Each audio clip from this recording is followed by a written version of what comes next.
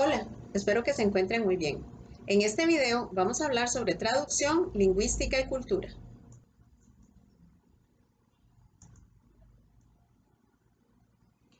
Podemos encontrar muchas definiciones de cultura.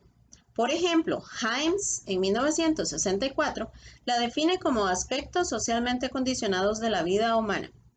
Para Goodenough en 1964, es lo que se tiene que saber y creer para proceder de forma aceptable y consiste en la organización de los comportamientos, emociones, personas y cosas. En tanto que Goring, en 1977, conceptualiza el término como el conjunto de conocimientos que permiten juzgar si la conducta de alguien está de acuerdo con lo que se espera de él en su papel social. Estas definiciones comparten las características de que se reconoce la cultura como totalidad del conocimiento, proficiencia y percepción. Se conecta con la conducta y conduce a expectativas y normas de comportamiento social y de uso lingüístico. Humboldt establece el vínculo entre lengua y cultura al afirmar que el lenguaje es la expresión de la cultura y de la individualidad del hablante. Para traducir aspectos culturales se requiere conocimiento lingüístico, competencia sociocultural y sensibilidad para percibir diferencias culturales.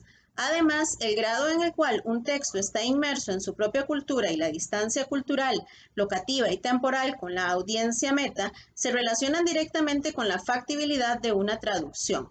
Por eso es más difícil de traducir un texto literario del siglo XVI que uno de ciencias contemporáneo, e involucra una dificultad mucho mayor traducir un texto sobre reactores atómicos a tamil o a suajili. Existen varias posturas sobre la traducción de aspectos culturales. Venuti, en 1990, plantea dos polos. Por un lado, identifica la domesticación, que consiste en una estrategia que adopta un estilo transparente y fluido para minimizar aquellos aspectos que resulten extraños del texto original al lector meta. Significa hacer el texto reconocible y familiar, por lo que acerca la cultura extranjera a los lectores. Venuti reconoce al traductor como invisible en este tipo de traducciones y como considera que la traducción es una herramienta política poderosa, la domesticación representaría una reducción etnocéntrica del texto extranjero hacia los valores culturales del texto meta. Para efectuarla se puede echar mano a técnicas como la equivalencia, adaptación, descripción y omisión. Por otro lado, la extranjerización es el tipo de traducción en donde el texto meta deliberadamente rompe las convenciones al retener ciertos rasgos extranjeros del texto original. Significa llevar al lector al texto fuente y hacerlo sentir las diferencias culturales y lingüísticas. Alienta un tipo de traducción que deje rastros de lo extranjero en el texto meta, en donde el traductor sea visible y en donde se retenga la voz del otro. Se incluyen aquí las técnicas de traducción directa propuestas por Vinay y Darvelnet como préstamo, calco y traducción literal. La función de una traducción depende del conocimiento, expectativas, valores y normas de los lectores del texto traducido, quienes a su vez están influidos por la situación en la que se encuentran inmersos y por la cultura. Estos factores determinan si la función del texto de origen o de algunos pasajes de ese texto de origen se pueden preservar o si se deben modificar al traducir.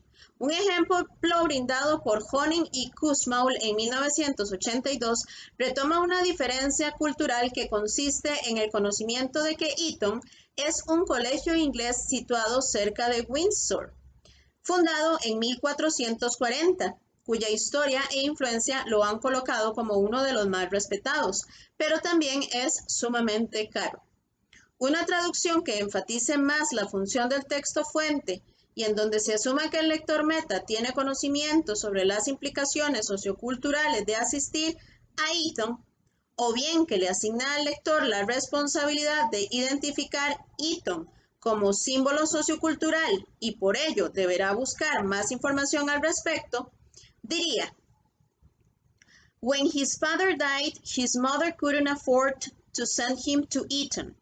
En cambio, una traducción que adapte el texto meta según las necesidades de la cultura meta tendría que reconocer a Eaton como un elemento cultural y para facilitar al lector su decodificación como tal, propondría una sobrediferenciación tal como: When his father died, his mother couldn't afford to send him to Eton, that expensive private school which still produces most of the elite in politics and business.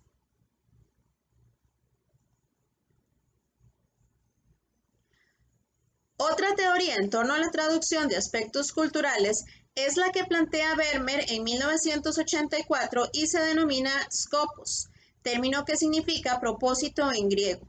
Desde esta perspectiva, la traducción debe orientarse hacia la cultura y no hacia la transferencia lingüística. Asimismo, la traducción no se limita a un cambio de código, sino que es un acto de comunicación y está orientada hacia la función del texto meta y no hacia prescripciones del texto fuente.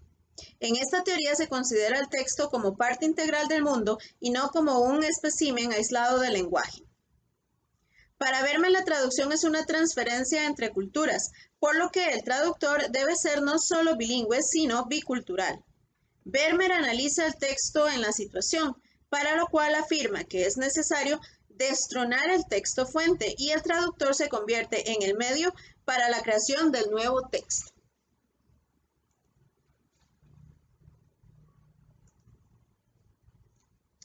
Muchas gracias a todos y todas por su atención. Hasta luego.